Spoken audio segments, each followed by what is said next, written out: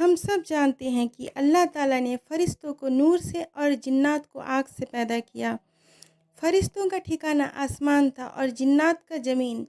لیکن کیا آپ نے کبھی غور کیا کہ ابلیس جو خود جنات میں سے تھا، وہ حضرت آدم علیہ السلام کی تخلیق کے وقت جنت میں فرشتوں کے ساتھ کیسے موجود تھا؟ ایک جن زمین سے اٹھ کر آسمانوں اور جنت کے قریب ترین مقام پر کیسے پہنچا؟ یہ کہانی صرف ایک رتبے کی نہیں بلکہ ایک ناقابل یقین عروج اور خوفناک زوال کی داستان ہے۔ قصہ یہ ہے کہ حضرت آدم کی تخلیق سے پہلے زمین پر جنات کی حکومت تھی، لیکن وقت گزرنے کے ساتھ وہ آپس میں خون خرابے اور فساد میں مبتلا ہو گئے۔ ظلم و ستم عام ہو گیا۔ اللہ تعالیٰ نے ان کا خاتمہ کرنے کے لیے آسمانوں سے فرشتوں کی ایک فوج کو زمین پر بھیجا۔ اسی وقت جنات میں سے ایک ہستی تھی جو فساد سے دور صرف عبادت میں مگن رہتی تھی۔ اس کا نام تھا اجازل۔ اجازل کا علم اور خصوص و خضوع ایسا تھا کہ فرشتوں نے بھی اس کی مثال نہیں دیکھی تھی۔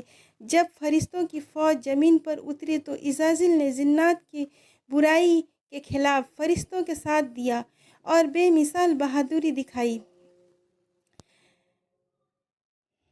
انعام کے طور پر اللہ نے اجازل کی حکم دیا کہ وہ زمین چھوڑ کر فرشتوں کے ساتھ آسمانوں پر آ جائے۔ یہ دراصل اجازل کی عبادت کا معجزہ تھا۔ وہ ایک جن ہوتے ہوئے بھی اپنی نیکی، تقوی اور علم کی وجہ سے اس بلند مقام پر پہنچا جہاں صرف نورانی فرشتے ہوتے تھے۔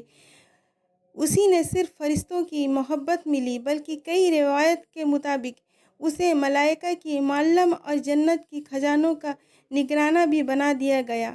چنانچہ یہ صرف اس کی عبادت تھی جس نے اسے جنت کی حدود تک رسائی دی، نہ کہ اس کی اصل تخلیق تک۔ یہ سب کچھ ٹھیک چل رہا تھا جب تک کہ آدم کی تخلیق نہیں ہوئی تھی۔ اللہ کا حکم تھا کہ آدم کو سجدہ کرو، لیکن برسوں کی عبادت نے اجازل کے دل میں ایک خطرناک بیماری پیدا کر دی تھی، غرور کا۔ وہ بھول گیا تھا کہ یہ سارا مقام صرف اللہ کے کرم سے ملا ہے، نہ کہ اس کی ذاتی قابلیت سے۔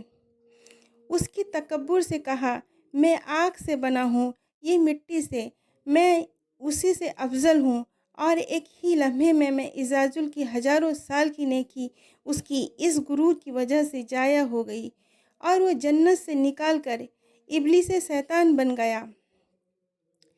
ناظرین، یہ قصہ ہمیں سکھاتا ہے کہ غرور ہی وہ واحد گناہ ہے جو عبادت کی بلند ترین مقام پر پہنچنے کے بعد بھی ہر شخص کو بھی ذلت کی گہرائیوں میں گزرنا پڑتا ہے۔ شیطان کا قصہ ثابت کرتا ہے کہ آپ کی اصل مٹی سے بنی ہو یا آگ سے کوئی معنی نہیں رکھتی۔ آپ کی اعمال اور آپ کی نیت ہی سب کچھ ہے۔ اگر ابلیس کی جگہ ہم ہوتے تو کیا ہم اس غرور سے بچ پاتے؟ اپنی رائے کمنٹ میں ضرور دیں۔ اگر ویڈیو پسند آیا تو اسے زیادہ سے زیادہ شیئر کریں